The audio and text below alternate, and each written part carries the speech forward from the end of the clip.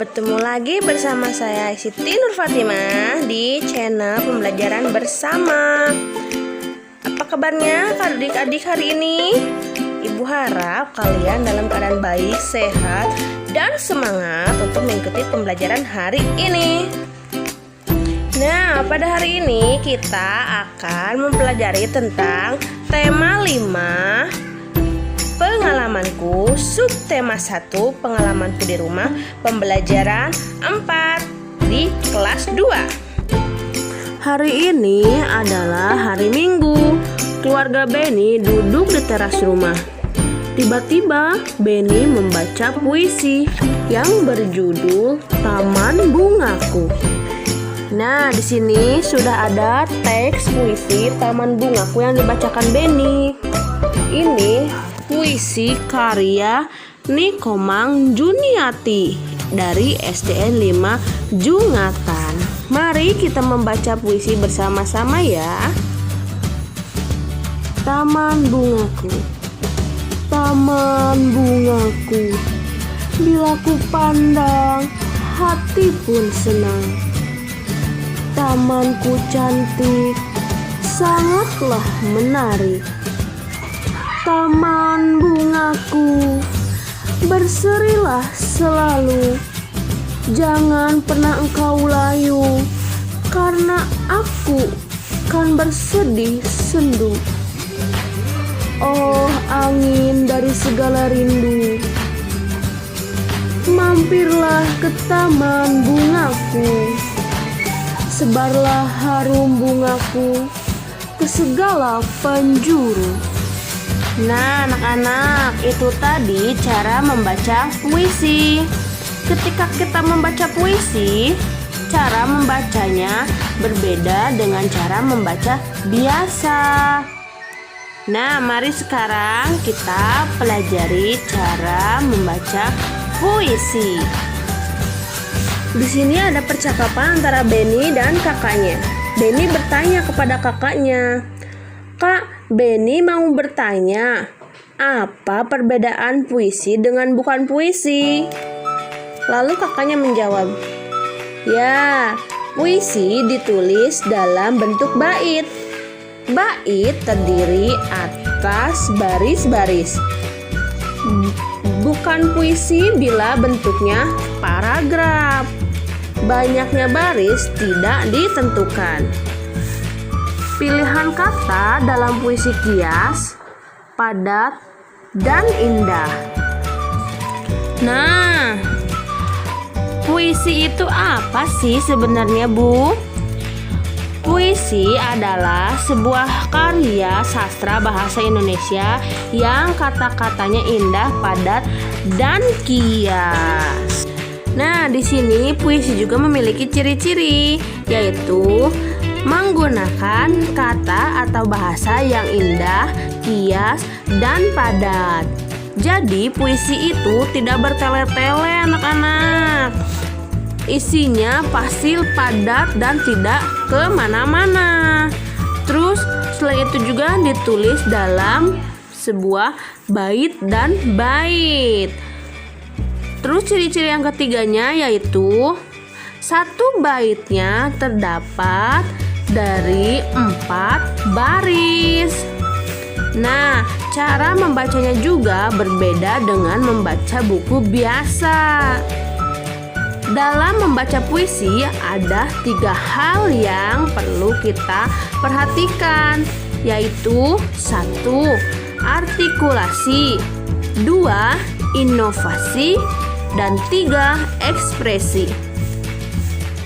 Nah, Ibu, apa sih itu arti dari artikulasi, inovasi, dan ekspresi?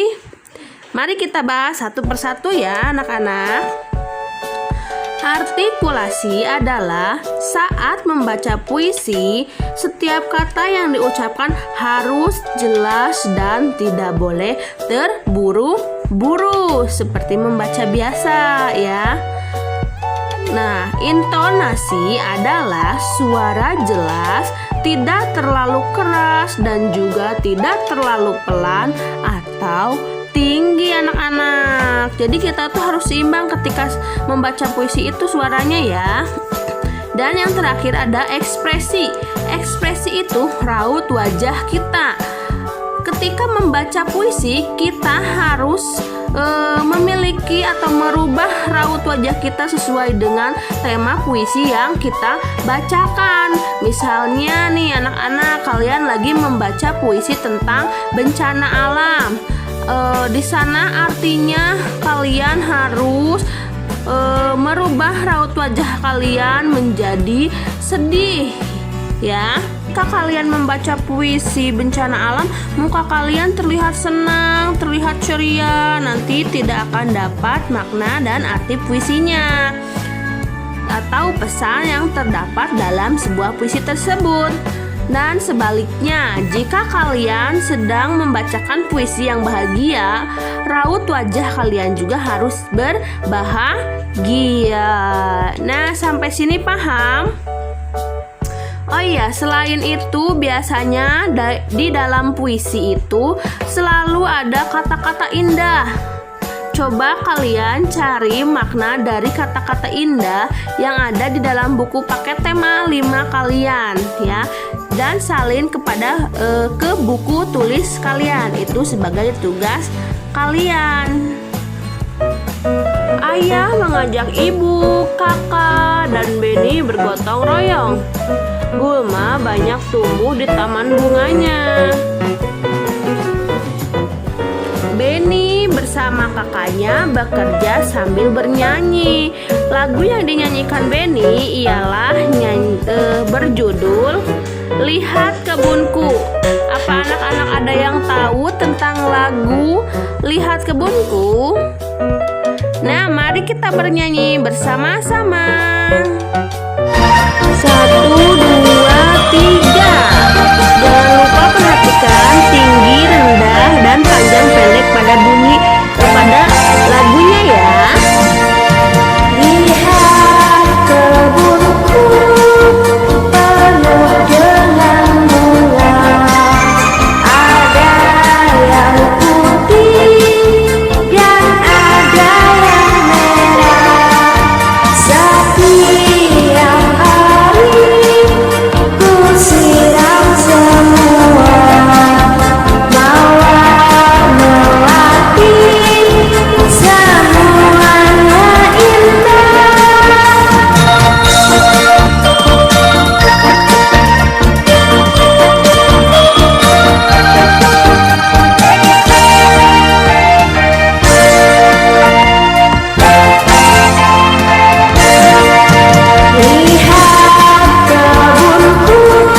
penuh dengan bunga, ada yang putih dan ada yang merah. Setiap hari ku siram semua mawar melati, semuanya indah.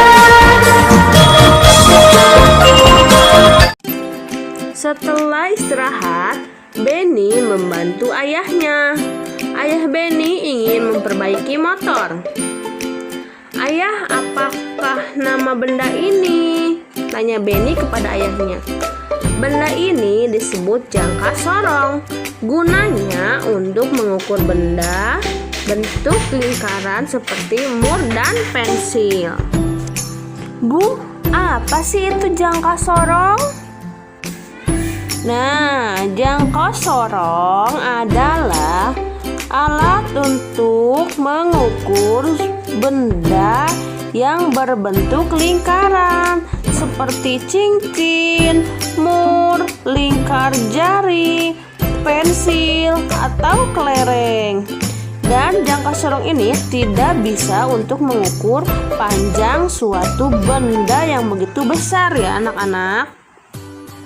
Dan biasanya satuan ukurnya pada jangka sorong yaitu sentimeter dan milimeter seperti pada penggaris. Nah, coba perhatikan gambar berikut ini. Berikan tanda centang untuk benda yang dapat diukur dengan jangka sorong. Di sini ada 1, 2, 3 sampai 6 gambar. Kalian kerjakan di rumah kalian di buku tulis kalian. Oke. Tak terasa pembelajaran hari ini sudah selesai. Sampai berjumpa di esok hari. Bye.